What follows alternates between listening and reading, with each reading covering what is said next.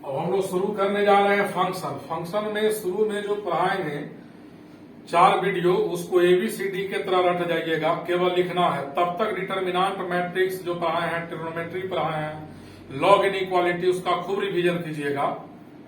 और एक अल्टरनेट में इन्वर्स को भी निकाल देंगे। फंक्शन अभी बनाना नहीं है, केवल लिखना है सब लोगों को। फंक्शन का दूसरा नाम मैपिंग होता है। फंक्शन कहो या मैपिंग कहो, मीनिंग दोनों का सेम होगा। तब पहले की एग्जाम्पल के द्वारा समझ लो कि फंक्शन का मीनिंग क्या है। फिर फंक्शन मैथमेटिकली टॉपिक स्टार्ट करेंगे। अभी समझा रहे हैं, जैसे मान लो एक सर्किल है जिसका रेडियस r लिया। माना कि एक सर्किल है जिसका रेडियस r है, ठीक है। ध्यान से देखिएगा। let us consider a circle of radius r। तो therefore इस सर्किल का एरिया हो जाएगा, इस सर्किल का एरिया पाई आर स्क्वायर होगा। तो इस इक्वेशन में आप देख रहे हो कि एरिया इक्वल आया पाई आर स्क्वायर। जैसे जैसे रेडियस का वैल्यू इंक्रीज करेगा, एरिया इंक्रीज करेगा। जैसे जैसे रेडियस का वैल्यू डिक्रीज करेगा, एरिया डिक्रीज करेगा। जरा देखिए, इसमें आर का वैल्यू 1 अगर हम पुट करेंगे तो एरिया का वैल्यू 1 आएगा। आर का वैल्यू 2 डालेंगे तो एरिया का वैल्यू 2 का स्क्वायर 4 पाई हो जाएगा। आर 1 डालेंगे तो 1 इंटू पाई पाई आएगा। आर का वैल्यू 3 पुट करेंगे तो एरिया 3 का स्क्वायर 9 पाई होगा। इसी तरह जैसे जैसे आर इंक्रीज करते जाएगा, एरिया भी इंक्रीज करेगा। अब आओ, आर का वैल्यू 1/2 डालेंगे। आर का वैल्यू यहाँ 1/2 डालेंगे तो एरिया क्या हो जाएगा, पाई इंटू 1/2 का स्क्वायर, यानी कि 1/4 इंटू पाई। आर का वैल्यू अगर हम 1/4 लेंगे तो एरिया कितना कैलकुलेट होगा, यहाँ आर 1/4 डालोगे तो पाई/16 हो जाएगा। एरिया आर का वैल्यू 1/5 लेंगे तो एरिया पाई/25। इस इक्वेशन में आपने क्या देखा, इसमें यही देखा इस इक्वेशन से कि अगर रेडियस चेंज करेगा तो एरिया चेंज करेगा। रेडियस इंक्रीज किया तो एरिया इंक्रीज किया, रेडियस डिक्रीज किया तो एरिया डिक्रीज किया। यानी हमारा जो एरिया है वो किस पर डिपेंड किया, सर्किल के रेडियस पर। तो एरिया आर पर डिपेंड किया। एक मैथमेटिशियन थे यूरोट साहब, उन्होंने इस फंक्शन का कंसेप्ट दिया था। उन्होंने कहा था कि जो क्वांटिटी जिस पर डिपेंड करे वह उसका फंक्शन होगा। यानी एरिया आर का क्या है, फंक्शन है। तो यहां एक लाइन लिख देते हैं, clearly from equation 1 when radius increases then area also increases, and when radius decreases then area also decreases। यानी रेडियस अगर इंक्रीज करेगा तो एरिया इंक्रीज करेगा, रेडियस डिक्रीज करेगा तो एरिया डिक्रीज करेगा। यानी रेडियस के चेंज करने से एरिया चेंज होता है। इसका मतलब क्या हुआ, that is area of the circle, area of the circle depend on radius of the circle. इसी स्टेटमेंट को हम लोग कहेंगे कि एरिया आर पर डिपेंड किया, यानी एरिया आर का फंक्शन है। तो हम लोग क्या कहेंगे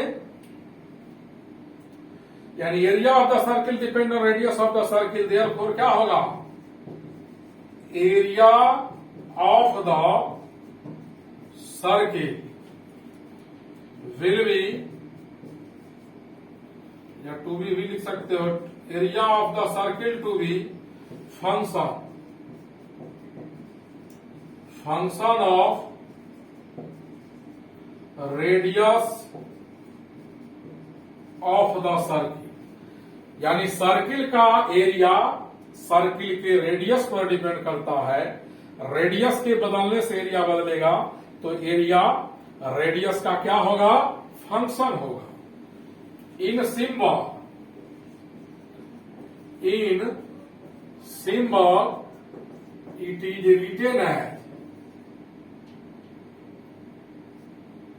is written as A equal FR।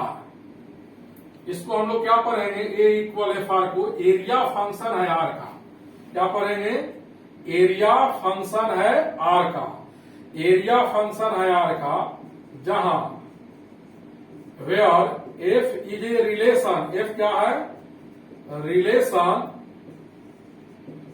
which state that, अभी हम समझा रहे हैं फंक्शन का बेसिक कॉन्सेप्ट, एक एग्जाम्पल लेकर, जरूरी नहीं है कि यही एग्जाम्पल होगा, एग्जाम्पल कोई भी ले लो, which state that A is related to R, यानी एरिया फंक्शन है आर का, जो जिस पर डिपेंड करेगा। अब आज से याद रखिए मैथमेटिक्स में कि जो क्वांटिटी जिस पर डिपेंड करे वह उसका फंक्शन होगा। जैसे ए बी पर डिपेंड करेगा तो ए बी का फंक्शन, वाई एक्स पर डिपेंड करेगा तो वाई एक्स का फंक्शन, जो जिस पर डिपेंड करेगा वह उसका फंक्शन होगा। अब देखो यहां पूरे कैलकुलस में लिखा रहेगा, if y equal to F X लिखा हुआ है तो हम लोग इसको क्या पढ़ेंगे, y equal to F X का मतलब इससे कंपेयर कीजिए, y फंक्शन होगा किसका, x का, y क्या होगा, फंक्शन होगा x का, देन हम लोग क्या कहेंगे, y to be function of x, y किसका फंक्शन होगा, x का, y हमारा फंक्शन होगा x का। अब आइए इसमें एक टॉपिक याद रखिएगा, डोमेन ऑफ फंक्शन क्या होता है, डोमेन ऑफ फंक्शन। तो देखो डोमेन क्या होगा, जैसे इसी में आओ, ए इक्वल एफ आर लिखा हुआ है, यानी एरिया फंक्शन है आर का, तो इस फंक्शन का डोमेन होगा आर के जगह पुट किया जाने वाला रियल नंबर। आर के जगह जो जो वैल्यू पुट कर सकते हैं, आर के जगह जिस रियल वैल्यू को डालने से, आर के जगह जिस रियल वैल्यू को डालने से एरिया रियल हो जाए, आर के उस रियल मान को फंक्शन का डोमेन कहेंगे। अभी डिफिनीशन है, डोमेन का सवाल वगैरह 3-4 क्लास बाद स्टार्ट होगा। तो डोमेन ऑफ फंक्शन क्या होगा, यहां देखिएगा, the set of all possible real values of X, X का वैसा सभी संभव रियल मान, वास्तविक मान, the set of all possible real values of X for which F X to be real, Y equal to F X to be real,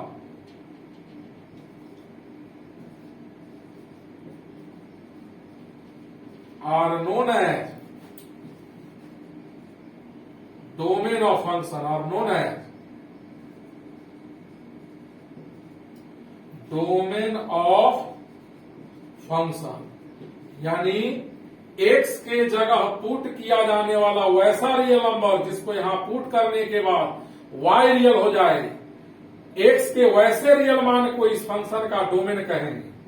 पहले इतना लिखो सब लोग।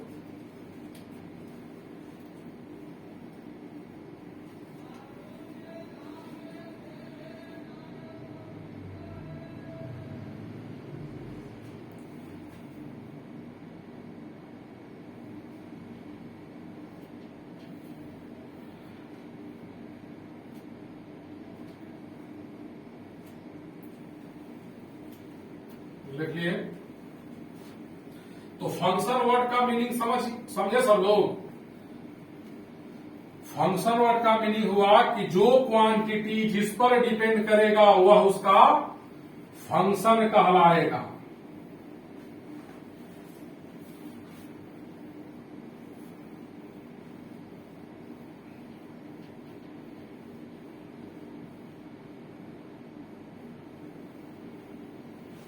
अब देखिए, अब फंक्शन शुरू कर रहे हैं जो आपके बुक के अकॉर्डिंग है, वो तो ऐसे ही समझा रहे थे। फंक्शन या इसका दूसरा नाम मैपिंग है।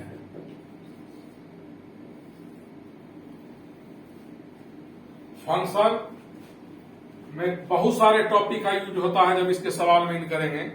तो जिनका टॉपिक पढ़ा हुआ है सारा उनसे मैक्सिमम सवाल बनेगा, जिनका नहीं पढ़ा हुआ है उनको थोड़ा दिक्कत होगा। खास करके ट्रिग्नोमेट्री, लॉगरिथम और इनइक्वालिटी का यूज है। अलजेब्रा के भी कुछ चैप्टर का यूज है, कोऑर्डिनेट का भी यूज है। देखिए फंक्शन और मैपिंग। मान लिया ए और बी दो नॉन इम्पटी सेट है। ए और बी दो नॉन इम्पटी सेट है। नॉन इम्पटी का मतलब खाली नहीं है, इसके अंदर एलिमेंट्स हैं ए बी सी डी। इसमें लिया P Q R S T. और F is a relation. F relation है सेट ए से बी में, ऐसा रिलेशन कि सेट ए के सभी एलिमेंट का सेट बी के किसी न किसी एक एलिमेंट के साथ एसोसिएशन होगा, या उसको कहेंगे कि सेट ए के सभी एलिमेंट का सेट बी में यूनिक इमेज बनेगा। इसके हर एक एलिमेंट का इसमें एक इमेज बनेगा। मान लो सेट ए के एलिमेंट ए का एसोसिएशन पी के साथ, बी का एसोसिएशन क्यू के साथ, सी का एसोसिएशन आर के साथ और डी का एस के साथ। हम कहेंगे कि ए का एसोसिएशन किसके साथ? पी के साथ। या कहेंगे ए का इमेज है पी, बी का इमेज है क्यू, सी का इमेज है आर, डी का इमेज है एस। यानी सेट ए में जितना एलिमेंट था सब का इमेज बना, और एक एलिमेंट का एक ही इमेज बनना चाहिए। ए का कितना इमेज है? Single P. बी का इमेज क्यू है अंडर रूल एफ, सी का इमेज आर है अंडर रूल एफ, डी का इमेज एस है अंडर रूल एफ। तब यह रिलेशन ए फंक्शन कहलाएगा। तो देखिए यहां लिखते हैं let A and B be two non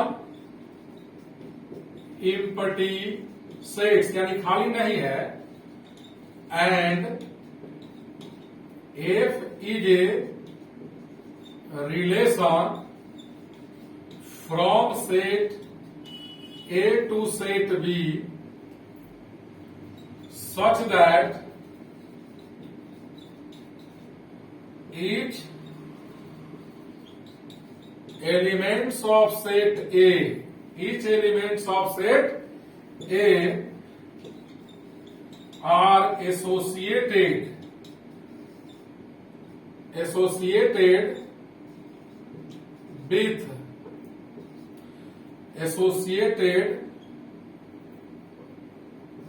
with unique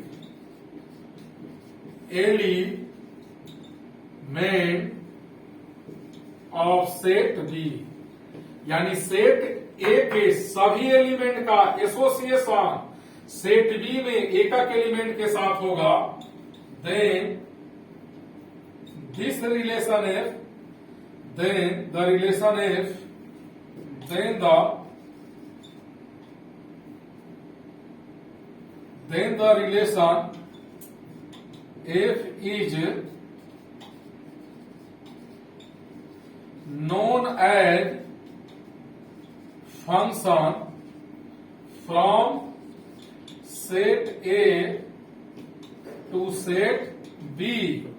तब इस रिलेशन एफ को सेट ए से सेट बी में फंक्शन कहेंगे। कब? जब सेट ए के सभी एलिमेंट का सेट बी में यूनिक इमेज बनेगा। इन in symbol it is written as f such that a tends to b, f such that a tends to b।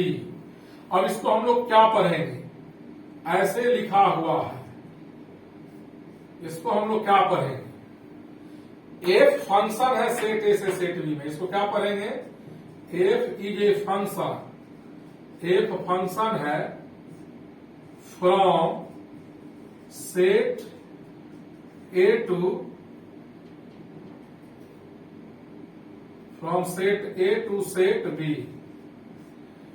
F function है सेट ए से सेट बी में, इसको हम लोग कहेंगे एफ फंक्शन है सेट ए से सेट बी में। फंक्शन कब होगा, एफ ए से बी में फंक्शन कब होगा, जब इसके सभी एलिमेंट का बी में यूनिक इमेज बनेगा, इसके एक एलिमेंट का इसमें एक इमेज, इसका कोई भी एलिमेंट ऐसा नहीं बचे जिसका इमेज इसमें ना हो, सबका इमेज होना चाहिए इसमें।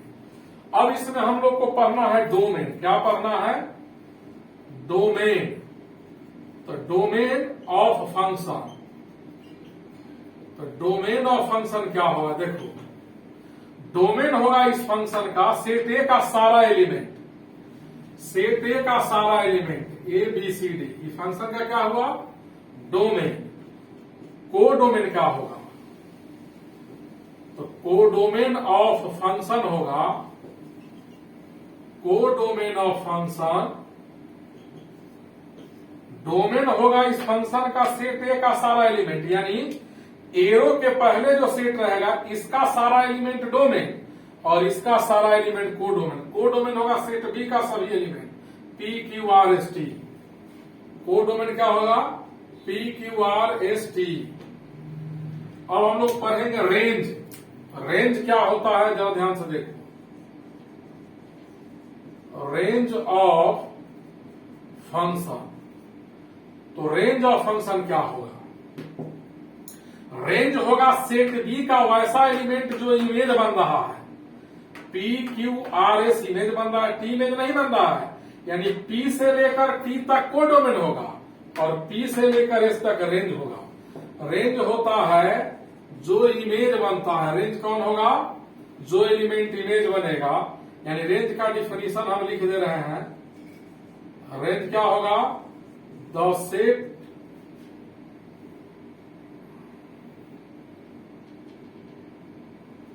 all elements of set B, set B का वैसा सब element, all elements of set B which are images of the elements of set, all elements of set B which are images of the elements of set A are known as range of function। एक बार और समझ लीजिए, ऐसा figure दिया रहे तो इस function का डोमेन सेट ए का सारा एलिमेंट, यानी इस फंक्शन का डोमेन ए comma B comma C comma D, इस फंक्शन का कोडोमेन कहे तो इसके अंदर का सारा एलिमेंट सेट बी का सारा एलिमेंट, और रेंज कहे तो जो इमेज बन रहा है। अच्छा y equal to F X लिखे थे, वहां रेंज का डिफिनेशन नहीं लिख पाए थे। देखिए y equal to F X मान लो फंक्शन है, तो इसका रेंज क्या होगा, रेंज होगा if y equal to F X दें, रेंज ऑफ एफ एक्स क्या होगा, range of F X the set of all possible, the set of all possible real values of fx, the set of all possible real values of fx, fx का जो real value आएगा वो इस function का क्या कहलाएगा, range, the set of all possible real values of fx। fx का मतलब क्या, y, यानी जो y का पॉसिबल वैल्यू होगा रियल वो रेंज, और जो x का पॉसिबल रियल वैल्यू होगा वो domain. The set of all possible real values of fx corresponding to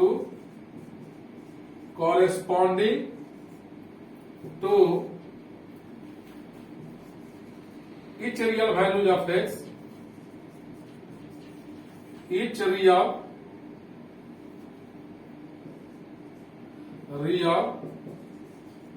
values of x are known as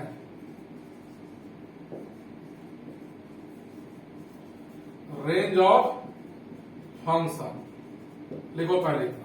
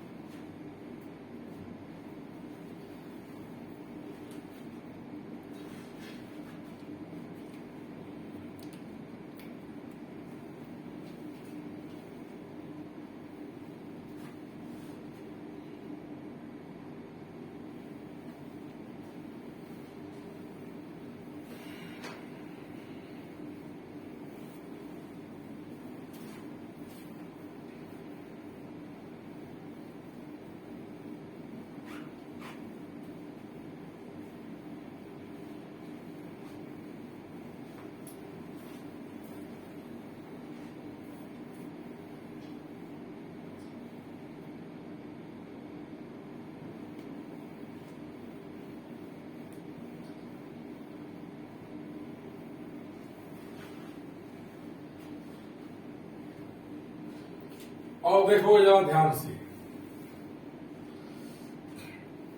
जैसे मान लो यह कोई सिस्टम है, मशीन है, x का वैल्यू इसमें डालेंगे तो fx निकलेगा जो डालते हैं, और y equal to fx। x का वैल्यू इस fx में पुट किया, fx का वैल्यू निकला, जो वैल्यू पुट किया वो इनपुट वैल्यू हुआ। x का वैल्यू डालते हैं हम लोग यहाँ, इसको इनपुट वैल्यू कहेंगे, इनपुट वैल्यू। और जो निकला fx, इसको हम लोग कहेंगे आउटपुट वैल्यू। आउटपुट वैल्यू जो होता है रेंज होता है, और इनपुट वैल्यू जो होता है फंक्शन का डोमेन होता है। इनपुट वैल्यू को डोमेन कहते हैं और आउटपुट वैल्यू को क्या कहते हैं, रेंज। ठीक है ना। और नोट में एक बात याद रखिएगा, हम लोग कैलकुलस में कर गए हैं, होल कैलकुलस का स्टडी रियल नंबर सिस्टम में करते हैं, यानी calculus depend on the real number system, याद रखिएगा। जो fx का वैल्यू होता है, fx का मतलब y, वो इस फंक्शन f का, इस फंक्शन f का रेंज कहलाएगा। और जो x की जगह वैल्यू पुट करेंगे, इनपुट वैल्यू, उसको क्या कहेंगे, डोमेन। ठीक है। और y इक्वल टू fx में y किस पर डिपेंड किया, x पर। तो y भी चेंज करता है कब, जब x चेंज करता है। तो y x पर डिपेंड किया, तो y को कहेंगे डिपेंडेंट वेरिएबल। क्या कहेंगे, डिपेंडेंट वेरिएबल। और x को हम लोग कहेंगे इंडिपेंडेंट वेरिएबल। y को कहेंगे डिपेंडेंट वेरिएबल और x को कहेंगे इंडिपेंडेंट वेरिएबल, याद रखिएगा। तो जो इंडिपेंडेंट वेरिएबल हुआ वही आपका डोमेन कहलाएगा, और जो डिपेंडेंट वेरिएबल हुआ वो रेंज। लिखो इसको।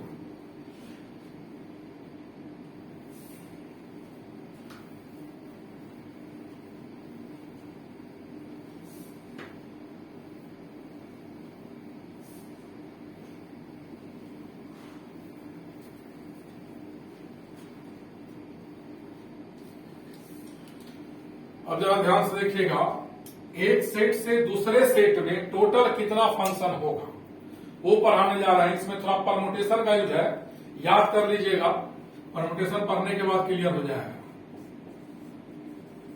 Total number of function from set A to set B, एक सेट से दूसरे सेट में कुल कितना फंक्शन होगा। तो देखिए यह एक सेट है और दूसरा सेट हमने बी लिया, एफ रिलेशन लिया सेट ए से बी में, और इसके अंदर एलिमेंट्स लिया हमने A1, A2, A3 dot dot dot N, इसके अंदर एलिमेंट्स लिया B1, B2, B3 dot dot dot Bn।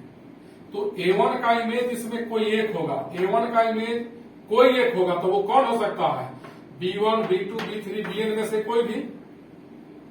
हल्का परमुटेशन का यूज है। देखिए clearly A1 can take n images, A1 can take n images, तो A2 can take वही n images, A3 can take n images dot dot dot dot dot dot dot, M can take n images। तो यहां n का repetition हो रहा है कितना बार, 1 2 3 n बार। तो देखो टोटल नंबर, हालांकि बोर्ड में नहीं है, ये आगे मेंस वगैरह के कॉन्सेप्ट में यूज होता है, तब तक परमुटेशन पढ़ा देंगे अल्टरनेटिव में। Total number of function from set A to set B equal होगा n into n into n, इस n को मल्टीप्लाई करेंगे कितना times, m times, dot dot dot to m times, यानी n का पावर है। n क्या है, n है number of elements, number of elements in codomain, उसका पावर m है। m क्या है, number of elements in domain. जैसे एक सवाल है, find the total number of function from set A to set B, set A, set B, A B C 1 2 3 4, F relation है। A से बी में कितना होगा, तो देखिए फॉर्मूला डायरेक्ट लिखेंगे, total number of function from set A to set B equal number of elements in codomain.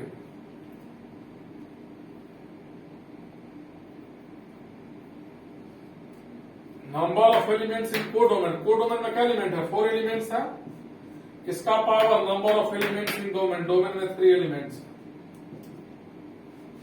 64 function बनेंगे। इस पर कुछ एग्जाम्पल देते हैं तो आगे क्लियर हो जाएगा, लिखिए इसको जल्दी।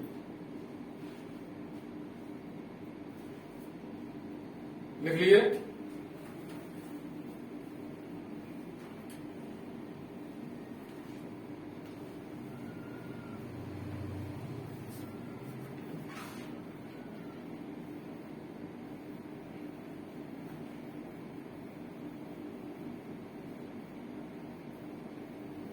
अब देखिए आगे एक सवाल,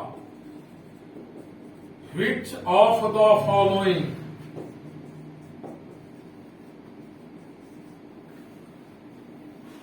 which of the following are function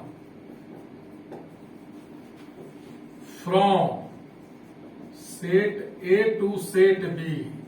कुछ फिगर बना रहा है, उसमें आपको पहचानना है कि कौन फंक्शन होगा कौन नहीं होगा। फर्स्ट प्रॉब्लम,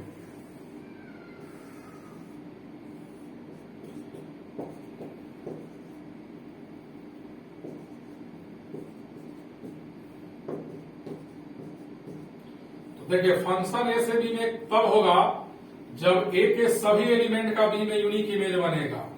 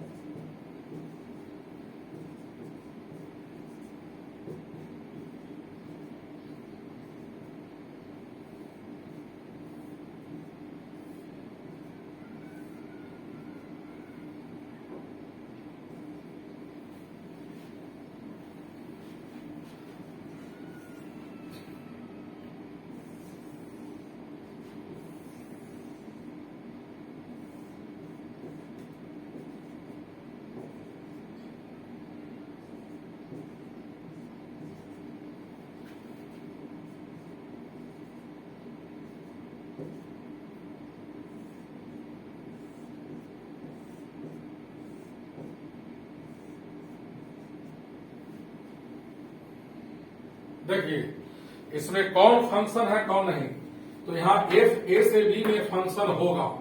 क्यों होगा? इसके सभी एलिमेंट का इसमें यूनिक इमेज है, सिंगल एलिमेंट का सिंगल इमेज है। यहां देखिए यहां भी ये फंक्शन नहीं है। क्यों नहीं है? क्योंकि सेट ए में एक एलिमेंट ई ऐसा है जिसका इमेज इसमें नहीं है। या ऐसे समझो, यह पिता होता है, फादर इज सन, फादर सन। यह एक ऐसा लड़का है जिसका कोई बाप इसमें नहीं है, कोई फादर नहीं है। इसमें देखिए ए का एक ही इमेज है बी, बी का भी सिंगल इमेज है पी, यानी दोनों एलिमेंट का सेम इमेज है। यानी यह पिता है और यह पुत्र। एक ही पिता के दो पुत्र हो सकते हैं, एक ही पिता के चार पुत्र हो सकते हैं, तो ये दोनों फंक्शन हुआ। लेकिन यहां देखो एक ही आदमी का दो फादर हो सकता है, एक ही आदमी का दो बाप नहीं, तो यह फंक्शन नहीं हुआ। लिखिए कौन फंक्शन है कौन नहीं है, जो है उसमें टिक मार दिया है।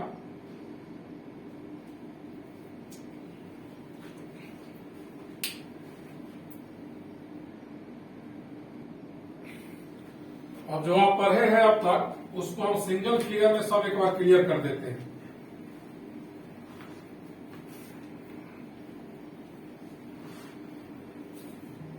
जरा ध्यान से देखिए,